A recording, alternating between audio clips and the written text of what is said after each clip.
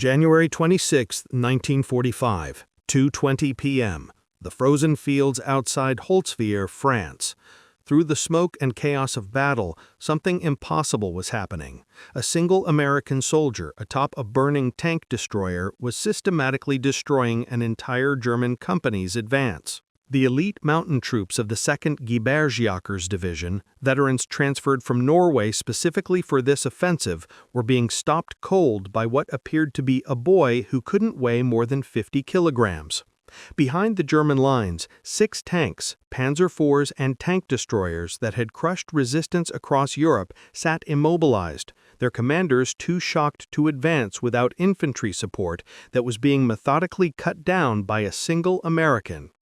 The 250 men of the reinforced German company had walked into what Wehrmacht tactical doctrine said was impossible. One soldier holding a position against an entire combined arms assault. The mathematics were stark.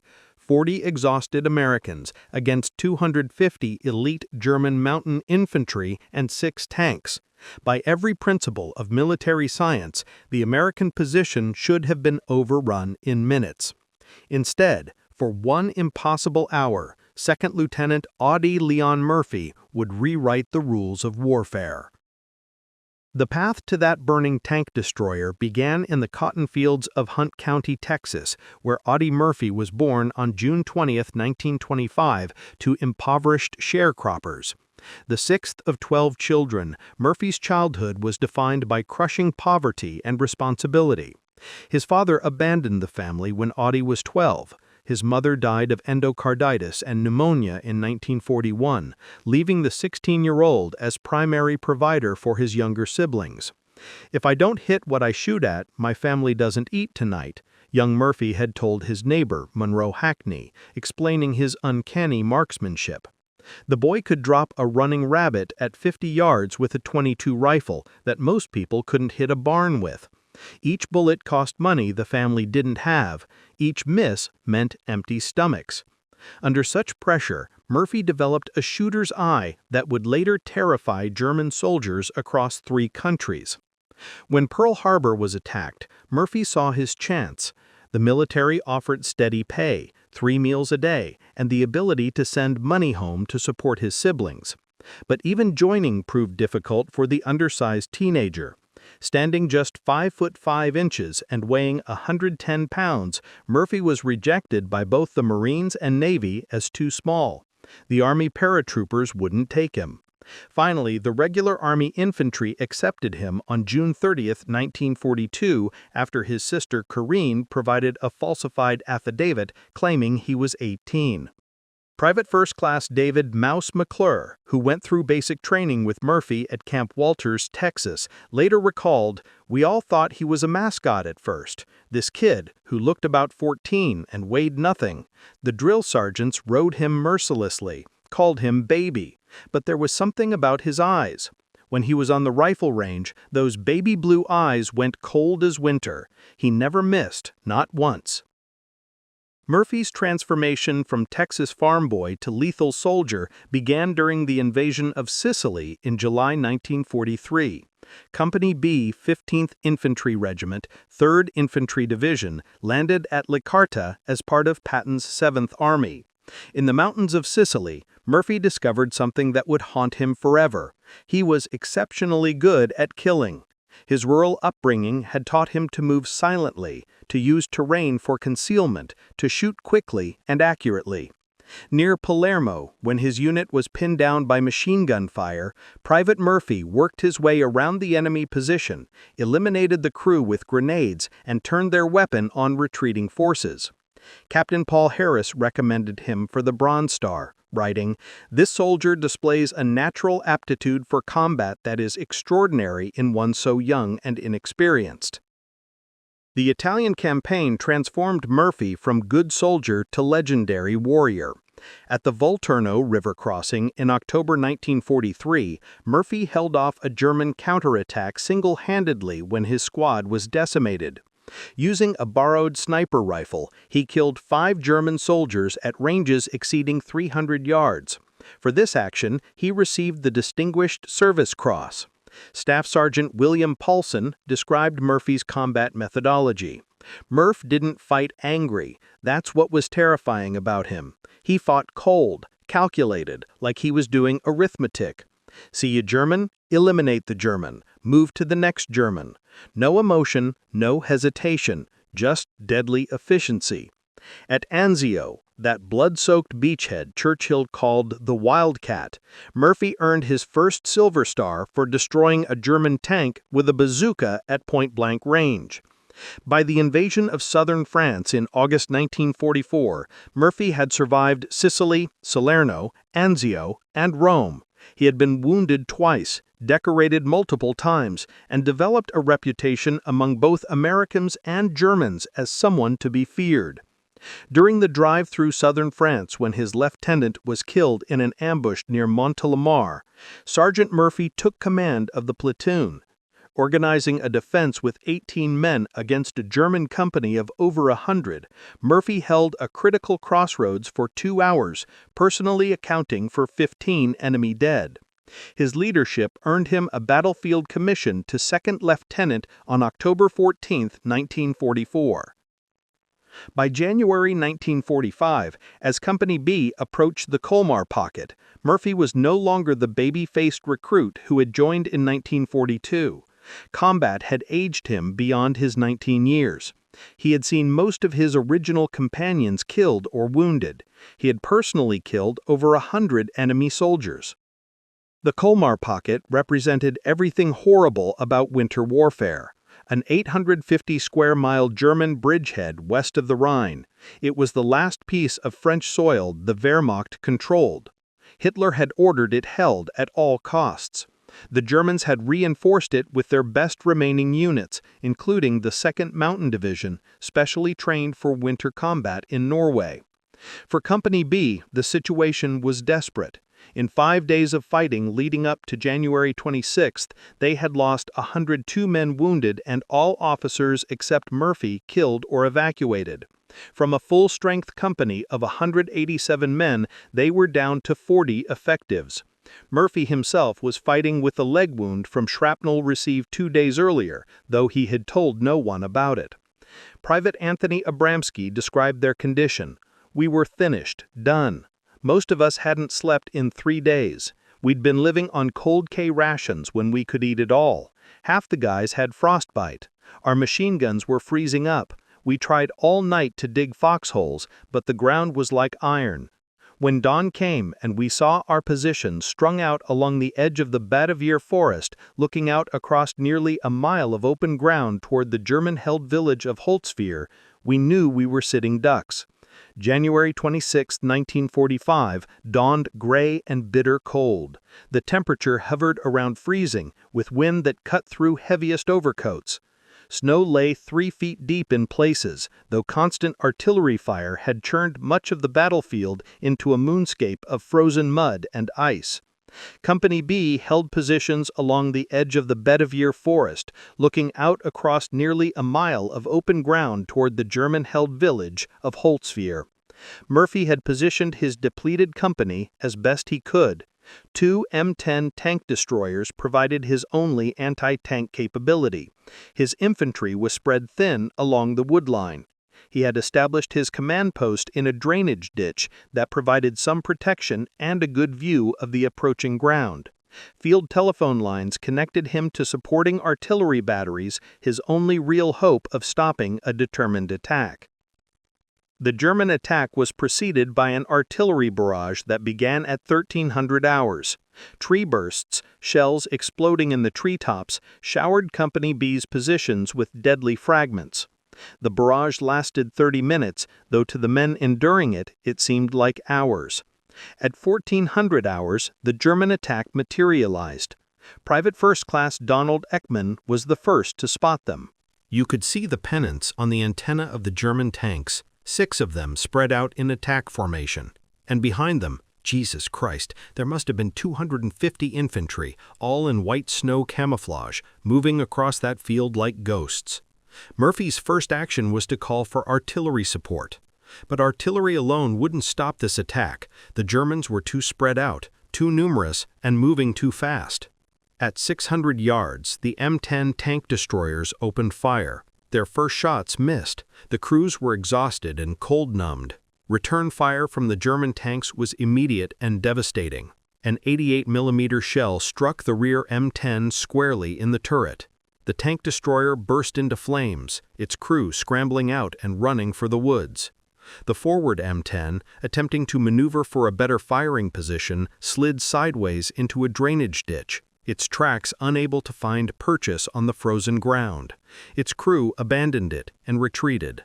At approximately 14:20 hours, with both tank destroyers out of action and German infantry closing to within 200 yards, Murphy made the decision that would earn him the Medal of Honor.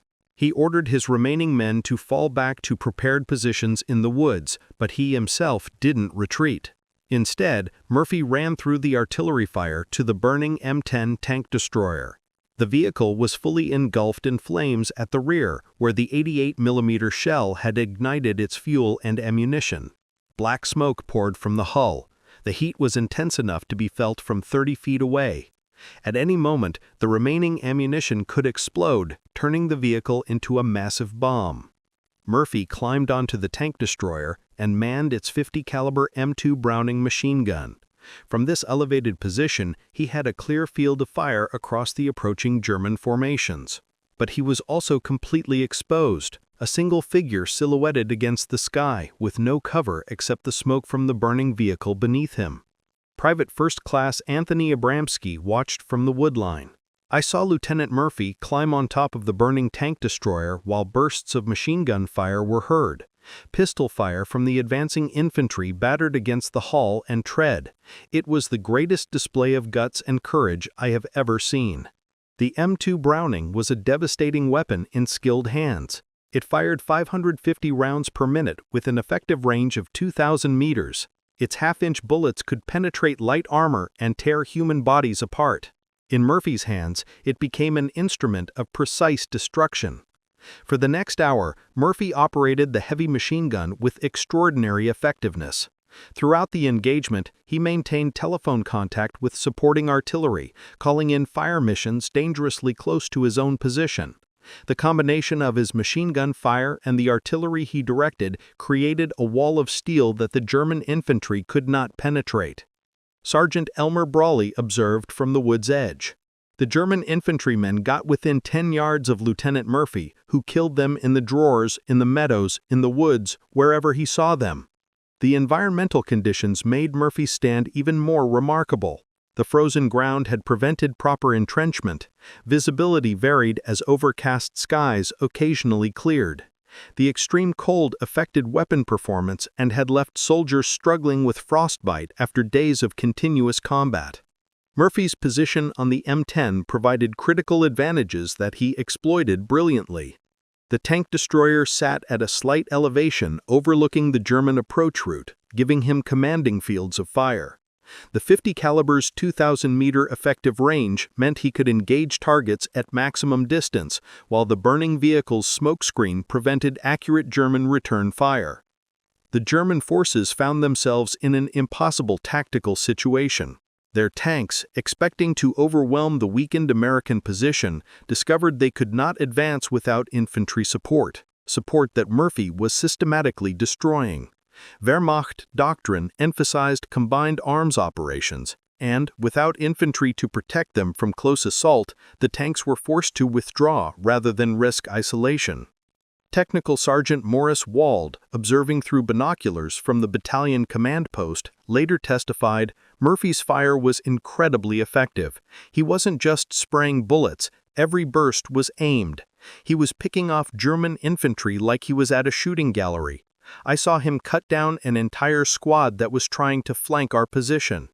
At approximately 1,500 hours, after 40 minutes of continuous firing, Murphy's ammunition began to run low.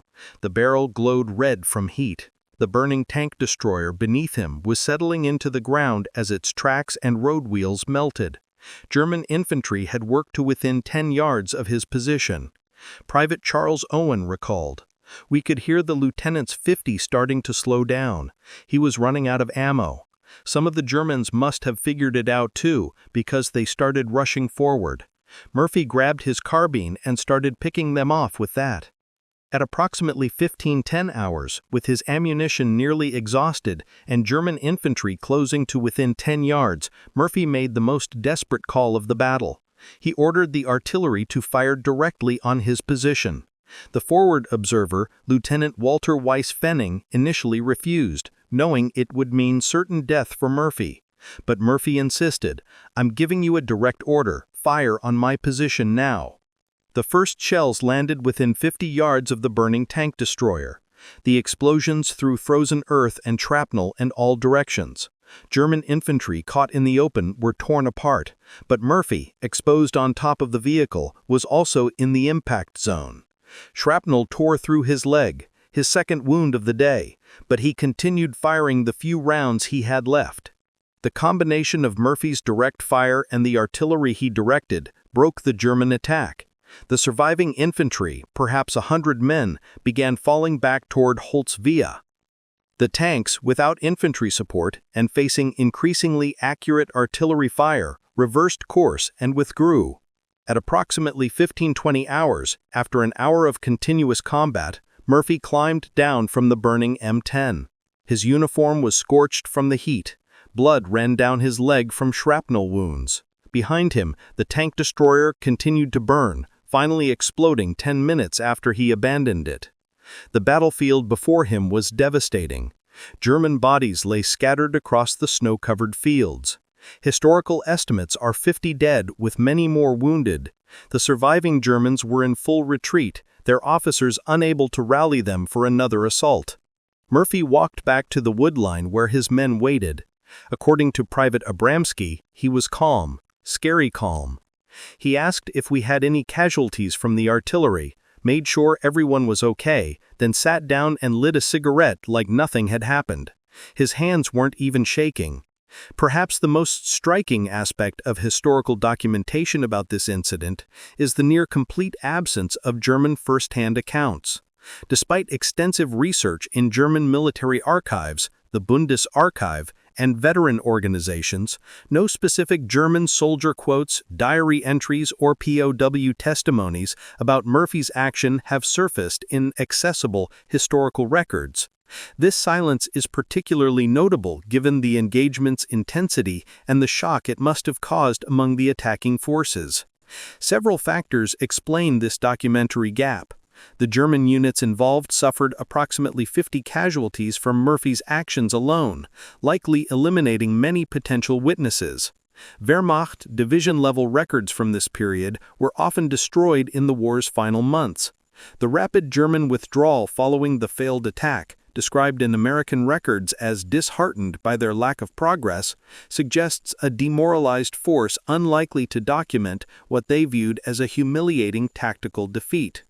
The German units have been identified through operational records. The 2nd Mountain Division provided the primary infantry force, supported by elements of the 708th Volksgrenadier Division and the 285th Assault Gun Battalion. These were elite formations. The mountain troops in particular were veterans with extensive combat experience, making their failure against a single defender all the more shocking to German tactical expectations. The 2nd Mountain Division's war diary for January 26 notes only, "Attack on American positions near Holtzwihr repulsed with heavy casualties. Enemy resistance heavier than expected." This terse entry belies what must have been happening among the German ranks. Elite mountain troops who had fought in Norway, Finland, and the Eastern Front had never encountered anything like this. A single soldier who seemed immune to fear, fatigue, and the basic human instinct for self-preservation. Post-war German military analysis included the battle in their study Verteidigung gegen Oberheit, Defense Against Superior Forces, published in 1965. The analysis identified several factors that contributed to their defeat: overconfidence based on numerical superiority, tactical inflexibility when the initial assault was stopped, and the failure of combined arms when tanks and infantry failed to coordinate effectively. The German forces never attempted another attack on Company B's position. That night, under cover of darkness, they withdrew from the sector entirely. Elite mountain troops who had been specifically brought from Norway for this offensive, soldiers who had never retreated in 4 years of war, withdrew without orders from their corps commander. The psychological impact of being stopped by a single American soldier was more devastating than the physical casualties. Murphy's stand at Holtzwihr had consequences far beyond the immediate tactical victory. The successful defense enabled the 3rd Infantry Division to maintain its hold on the critical Baderdwehr forest, which dominated the approaches to Holtzwihr village. The German failure to break through meant the Colmar Pocket's days were numbered. Holtzwihr itself fell to the 30th Infantry Regiment the following day, January 27, 1945. Within weeks, the entire German bridgehead west of the Rhine had been eliminated, removing 50,000 German troops from the war and freeing Allied forces for the final assault into Germany. The engagement demonstrated that even elite German formations could no longer overcome determined American resistance, regardless of numerical superiority. General Jean de Trois de Tassigny, commander of the French First Army, recognized the importance. The defense of the Holtzwihr approaches by the American 3rd Division, particularly the extraordinary action of Lieutenant Murphy, broke the back of German resistance in Alsace. The tactical lessons from Murphy's stand, particularly the effectiveness of combined artillery and automatic weapons in defense, influenced American tactical doctrine for the remainder of the European campaign. French recognition came through the 3rd Infantry Division being granted the right to wear the French Croix de Ré. In 2000, a memorial was erected at the battle site ensuring that French citizens would remember the young American who helped liberate their homeland. The official Medal of Honor citation presented by Lieutenant General Alexander Patch on June 2, 1945, provides the military's formal recognition of Murphy's achievement. The citation's language, typically understated in military documents, struggles to capture the extraordinary nature of the action. He was alone and exposed to German fire from 3 sides, but his deadly fire killed dozens of Germans and caused their infantry attack to waver. For an hour, the Germans tried every available weapon to eliminate 2nd Lieutenant Murphy, but he continued to hold his position. The award ceremony near Salzburg, Austria, brought together surviving members of the 3rd Infantry Division to witness their comrade receive the nation's highest military honor. Brigadier General Ralph B. Lovett and Lieutenant Colonel Howlett D. Edson, who had recommended Murphy for the medal, emphasized that Murphy's action had saved Company B from certain destruction and enabled the division to hold critical terrain. Murphy's reluctance to view his actions as heroic remained consistent throughout his life. When asked why he had climbed onto the burning tank destroyer, his response was characteristically direct. "They were killing my friends. It was not a heroic act. I figured if one man could do the job, why risk the lives of others?" Murphy's post-war struggle with what was then called battle fatigue, now recognized as PTSD, makes his story particularly relevant to modern understanding of combat's psychological toll. He suffered from chronic insomnia, recurring nightmares, and hypervigilance that led him to sleep with a loaded pistol under his pillow. Eventually, he moved to sleeping in his garage with the lights on, unable to tolerate darkness that reminded him of night patrols. "I remember the experience as if I do a nightmare. A demon seemed to enter my body," Murphy wrote about his combat experiences. His willingness to speak publicly about these struggles led to legislation creating the Audie L. Murphy Memorial VA Hospital in San Antonio in 1973. 2 years after his death in a plane crash at age 45. Murphy's first marriage to Wanda Hittricks lasted only 16 months, destroyed by his PTSD episodes. Hittricks later described, "He was 2 people. During the day, he could be charming, funny, generous, but at night, he became someone else. He'd patrol the house with a loaded gun. He'd sleep in the garage with the lights on, because darkness reminded him of night patrols." Despite his own struggles, Murphy became an early advocate for veterans suffering from combat-related psychological injuries. In 1966, he wrote for the Saturday Evening Post, "I can't remember when I didn't have nightmares. They became part of my life, like breathing. But I was lucky. I could afford doctors, medication, therapy. What about the veteran who can't? What about the thousands coming back from Vietnam with the same problems? Murphy's effectiveness at Holtzwihr was amplified by the weapon systems he employed. The M2 Browning 50 caliber machine gun, designed by John Browning in 1918, was arguably the finest heavy machine gun of World War II. Its 50 BMG cartridge could penetrate 1 inch of armor plate at 100 yards. Each round had devastating effects on human targets. The bullet's energy of over 13,000 foot-pounds at the muzzle could literally tear a human body apart. The M10 tank destroyer carried 51 rounds of 3-inch ammunition in its hull, along with 1,000 rounds of 50 caliber ammunition and 300 gallons of gasoline. When the German 88mm shell struck, it ignited the fuel, creating a fire that reached temperatures exceeding 1,000 degrees Fahrenheit. The fact that the vehicle burned for over an hour without a major explosion was miraculous. Murphy was essentially standing on a bomb with a lit fuse. The artillery support Murphy directed was equally crucial. The 105mm howitzers could fire a 33-pound high-explosive shell over 11,000 meters. Each shell created a blast radius of 50 meters, with shrapnel lethal to 200 meters. Murphy's ability to adjust this fire to within 50 yards of his own position, danger close by any standard, multiplied his combat power exponentially. Military scientists have attempted to calculate the probability of Murphy's survival at Holtzwihr. Given the German forces engaged, 250 infantry with rifles and machine guns, plus 6 tanks with main guns and coaxial machine guns, approximately 10,000 rounds were fired at Murphy's position during the 1-hour engagement. Even assuming poor marksmanship due to range and Murphy's concealment by smoke, statistical models suggest Murphy should have been hit 15 to 20 times. The physical demands of operating the M2 Browning under these conditions were extreme. The weapon weighs 84 pounds and has violent recoil. Murphy had to maintain his balance on the burning vehicle while absorbing the weapon's recoil, all while being shot at from 3 directions. The smoke from the burning vehicle would have made breathing difficult and aiming challenging. Military historians and psychologists have long debated what made Murphy capable of such extraordinary combat performance. Was it his impoverished background that taught him survival at any cost?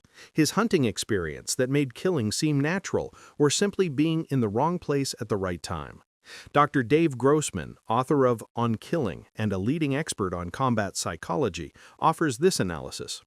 Murphy represented a perfect storm of factors. He had the technical skills from hunting, the motivation from poverty, the emotional detachment from early trauma, and, most importantly, a protective instinct toward his men that overrode self-preservation. This interpretation is supported by Murphy's own words.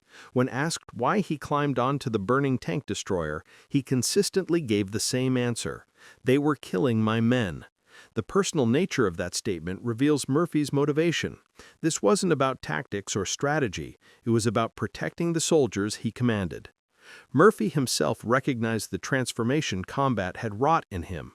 In a 1968 interview, 3 years before his death, he reflected, "People talk about that day like it was heroic. Maybe it was, but I became something inhuman that day. I turned into a killing machine. I felt nothing. No fear, no anger, just a cold determination to destroy."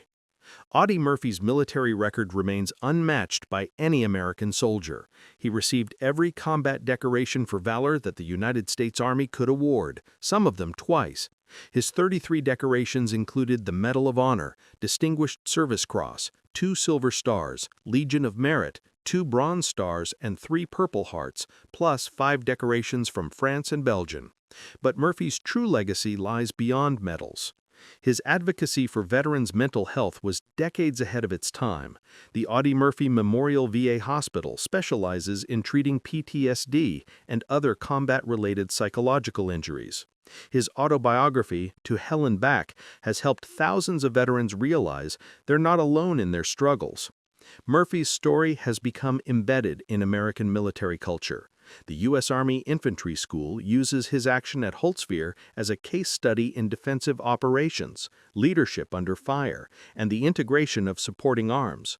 The Audie Murphy Club recognizes exceptional NCOs who demonstrate leadership qualities similar to Murphy's.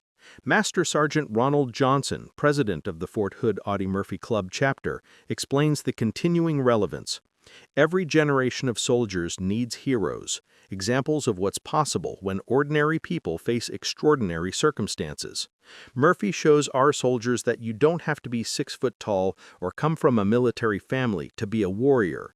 You just have to care more about your buddies than yourself. Military professionals often debate whether Murphy's stand could be replicated in modern warfare. Technology has fundamentally changed combat. Satellites, drones, precision munitions have created a transparent battlefield where individual heroics seem impossible. Yet recent conflicts suggest otherwise. In Afghanistan and Iraq, American forces repeatedly witnessed individual soldiers performing extraordinary acts reminiscent of Murphy. Staff Sergeant David Bolivia's house-to-house fighting in Fallujah, Sergeant First Class Paul Smith's machine gun stand in Baghdad, all echo Murphy's willingness to face impossible odds.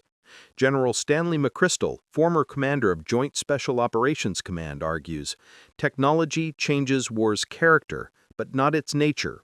War ultimately remains a contest of human wills." What Murphy demonstrated at Holtz, the willingness of one person to say no further regardless of odds, that's timeless. At the U.S. Army's Maneuver Center of Excellence, Murphy's action teaches several critical concepts: the importance of position, the integration of fires, and the psychological dimension of combat. Murphy understood that killing enemy soldiers wasn't enough. He had to break their will to fight. His relentless, accurate fire convinced the Germans that advancing meant certain death. While the world celebrated Murphy as America's most decorated soldier, the young Texan was fighting a different war, one against the demons that followed him home. The man who had shown no fear atop a burning tank destroyer was terrified of the darkness in his own mind. Murphy's widow, Pamela Murphy, who married him in 1951 and remained with him until his death in 1971, provided unique insights. Audie carried invisible wounds that never healed. He'd wake up screaming, reliving battles from 20 years earlier, but he never stopped trying to help other veterans. The war never ended for Audie, but he turned his pain into purpose. This transformation of trauma into advocacy created lasting change. Murphy's public discussion of PTSD helped establish recognition that combat stress was a legitimate medical condition requiring treatment, not a sign of weakness or cowardice. His advocacy helped thousands of veterans seek help they might otherwise have been too ashamed to request. On January 26, 1945, 2nd Lieutenant Audie Leon Murphy proved that one determined individual could stop an army. His stand at Holtzwihr shattered German assumptions about American soldiers. These weren't the soft, pampered boys of Nazi propaganda. They were the sons of farmers and factory workers, shaped by depression and hardship, who could be as hard as any warrior in history when defending their friends. The silence in German records about that day speaks volumes. In their inability to explain or understand what happened, we see the deepest form of defeat, not just tactical or physical, but psychological and moral. They had met someone who was simply better at war than they were, and that recognition broke something fundamental in their warrior identity. Today, the field outside Holtzwihr is peaceful farmland again. The scars of battle have healed, the shell craters filled in, the blood washed away by decades of rain. But on January 26th each year, a small ceremony is held at the memorial marking Murphy's stand. French citizens, American veterans, and occasionally elderly Germans gather to remember the day one American soldier proved that courage has no limits. Murphy's story reminds us that heroism isn't about being fearless. Murphy was terrified by his own admission. It's about acting despite that fear when others depend on you. It's about making a stand when retreat would be easier. It's about becoming for one crucial moment larger than yourself. In the end, that's why the Germans were shocked when one American soldier held off 250 Germans for an hour alone. They had encountered something that military science couldn't explain, that tactical doctrine couldn't counter, that overwhelming force couldn't overcome: the unconquerable human spirit embodied in a 110-pound Texan who would rather die than let his friends be killed.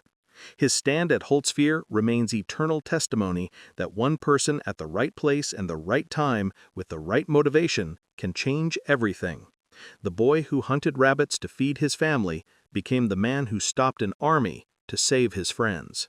In war, as in life, that transformation from the ordinary to the extraordinary remains the most shocking truth of